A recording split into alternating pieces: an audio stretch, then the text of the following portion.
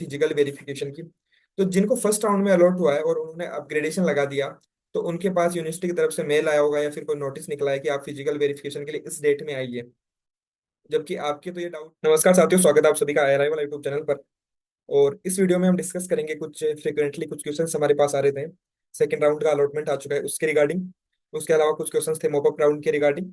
और जो सबसे बड़ा क्वेश्चन है वो यही है कि क्या फिजिकल वेरिफिकेशन के लिए जो हमें अलॉट हो चुकी है, हमें उसमें जाना चाहिए, जबकि हमने तो अभी तक अपग्रेडेशन लगा रखा है। तो इन्हीं पे इस वीडियो में हम डिस्कस करेंगे। तो फर्स्ट क्वेश्चन ये है, ये उनके लिए जिनको फर्स्ट राउंड में अलॉट नहीं हुई थी, ओनली सेकंड राउंड में अलॉट हुई है। तो जिनको सेकंड राउंड में सीट अलॉट हुई है उनके लिए सेम प्रोसीड्योर होगा जो फर्स्ट राउंड में सीट अलॉट जिनके लिए हो चुकी है। सबसे पहले आपके डॉक्यूमेंट वेरिफिकेशन होंगे, जो यूनिवर्सिटी आपको अलॉट हुई है उससे। डॉक्यूमेंट वेरिफिकेशन के बाद में आपके पास एडमिशन पेमेंट का ऑप्शन आएगा। एडमिशन पेमेंट के बाद में आप जैसे 10,000 रुपीज आप पे करोगे, उसके बाद में आप उस सीट को या तो एक्सेप्ट कीजिए या फिर आप अपग्रेड कर सकते हैं। जिनको अभी तक सीट अलॉट नहीं हुई है, सेकंड राउंड में भी आपको सीट अलॉटमेंट नहीं हुई है, तो आपके पास एक ही ऑप्शन है, वो है इंतजार। आप इंतजार कीजिए, अगर आपको थर्ड राउंड में अलॉट होती है, फोर्थ राउंड में अलॉट होती है, अगर फिर भी अलॉट नहीं होती है, तो आप मॉपअप राउंड में पार्टिसिपेट कर सकते हैं। अब नेक्स्ट क्वेश्चन हमारा आता है कि क्या जिनको सीट अलॉट हो चुकी है और जिन्होंने 10,000 रुपीज पे कर दिए हैं और अभी तक अपग्रेड हमने लगा रखा है और हम फोर्थ राउंड तक अपग्रेडेशन के लिए जाते हैं, बट हमें उस यूनिवर्सिटी से एमएससी अपनी नहीं करनी है, तो क्या हम फिर मॉपअप राउंड में पार्टिसिपेट कर सकते हैं? तो आप मॉपअप राउंड में पार्टिसिपेट नहीं कर सकते। जिसने भी 10,000 रुपीज पे कर दिए हैं, मीन्स जिसको सीट अलॉट हो चुकी है, वो मॉपअप राउंड में पार्टिसिपेट नहीं कर सकता। मॉपअप राउंड में केवल वो पार्टिसिपेट कर सकते हैं जिन्होंने या तो जो काउंसलिंग है, इस काउंसलिंग के लिए रजिस्ट्रेशन ही नहीं किया था, 500 रुपीज ही पे नहीं किए थे, वो इसमें पार्टिसिपेट कर सकते हैं। जिन्होंने 500 रुपीज पे भी कर दिए थे बट अपनी प्रेफरेंस लिस्ट जिन्होंने फिल नहीं की थी, वो मॉपअप राउंड में पार्टिसिपेट कर सकते हैं। उसके अलावा जिन्होंने 10,000 रुपीज पे कर दिए, अब चाहे आप उसको एक्सेप्ट करो या ना करो, चाहे आप उसको विड्रॉल करो, कुछ भी करो, बट आप मॉपअप राउंड में पार्टिसिपेट नहीं कर सकते। ओके। उसके बाद में नेक्स्ट क्वेश्चन जो आपका आता है वो है कि जिनका अपग्रेडेशन लगाया था, अब अपग्रेडेशन में भी आपके पास दो ऑप्शन आ रहे होंगे। या तो जैसा पहले आपने अपग्रेडेशन लगाया वैसा का वैसा इंटरफेस आपको दिखाई दे रहा होगा, वो तब दिखाई देता है जब आपके कोई भी यूनिवर्सिटी अलॉट नहीं हुई है, मीन जो आपकी प्रीवियस यूनिवर्सिटी थी वही आपकी यूनिवर्सिटी है, अपग्रेडेशन आपका नहीं हुआ है, तो आपके सेम इंटरफेस आएगा और ऑटो अपग्रेडेशन में आपकी जो सीट है वो ऑटोमेटिक रहेगी, मीन्स अब आप उस सीट को फ्रीज नहीं कर सकते, वो ऑटो अपग्रेडेशन में रहेगी फोर्थ राउंड तक।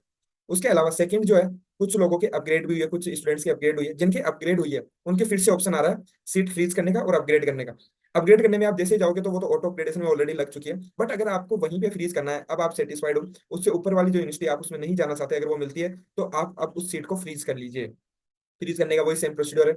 आप उसमें जैसे सीट फ्रीज करने के लिए जाएंगे सीट फ्रीज ऑप्शन में, तो वहां पे जो ओटीपी है वो आपका मेल या फिर डायरेक्टली आपके जो डेस्क है उस पर आएगा, वो ओटीपी आप एंटर कीजिए और उसके बाद में आप एबल होंगे कि आप उस सीट को फ्रीज कर सकें। ओके।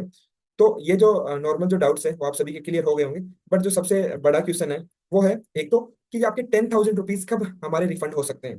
क्या हम सीट को जो सीट होगी उसको क्या विड्रॉल हम कर लेंगे, तो क्या हमारे 10,000 रुपीज रिफंड हो जाएंगे? क्या हमें सीट अलॉट जो, तो जब आप सीट को अगर विड्रॉल करते हो तो उसी केस में केवल आपको जो है वो 10,000 रुपीज आपके रिफंड, कंप्लीटली रिफंड नहीं होते हैं, उसमें 9,000 अराउंड कुछ जो आपका पैसा है वो आपका कटेगा, उसके अलावा जो रिमेनिंग जो अमाउंट होगा वो आपको रिफंड कर दिया जाएगा।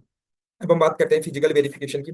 तो जिनको फर्स्ट राउंड में अलॉट हुआ है और उन्होंने अपग्रेडेशन लगा दिया, तो उनके पास यूनिवर्सिटी की तरफ से मेल आया होगा या फिर कोई नोटिस निकला है कि आप फिजिकल वेरिफिकेशन के लिए इस डेट में आइए।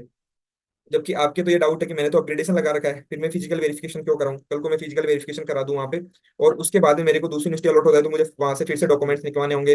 तो इसलिए आप जो कंसर्न यूनिवर्सिटी है जिसने नोटिस निकाला है, आप उनके रजिस्ट्रार से बात कीजिए या फिर कोई भी जो अथॉरिटी जो आपकी डॉक्यूमेंट वेरिफिकेशन लेकर जो सब कुछ से डील करती है, आप उनसे बात कीजिए और बात करके उनको ये बताइए कि अभी तक हमने अपग्रेडेशन लगा रखा है, तो जब हमारा फाइनली जब फोर्थ राउंड कंप्लीट हो जाएगा उसके बाद में ही हम जो वेरिफिकेशन है वहाँ पे फिजिकल वेरिफिकेशन के लिए आएंगे। तो आप उनको इंटीमेट कर दोगे तो उनके भी ये कंसर्न हो जाएगा कि हाँ इन्होंने अभी तक अपग्रेडेशन लगा रखा है।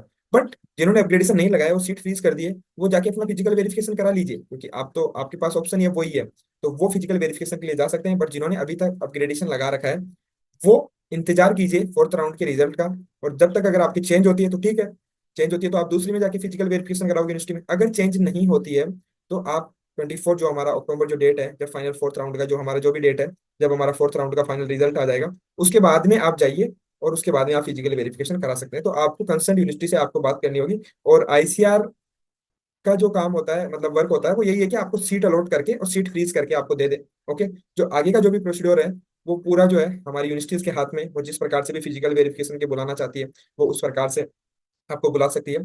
तो आप उनसे बात कीजिए और उनको बताइए कि अभी तक हमने अपग्रेडेशन पे लगा रखा है। और इसी प्रकार से अगर इसके अलावा भी आपका कोई डाउट हो तो आप कमेंट सेक्शन में लिख सकते हैं।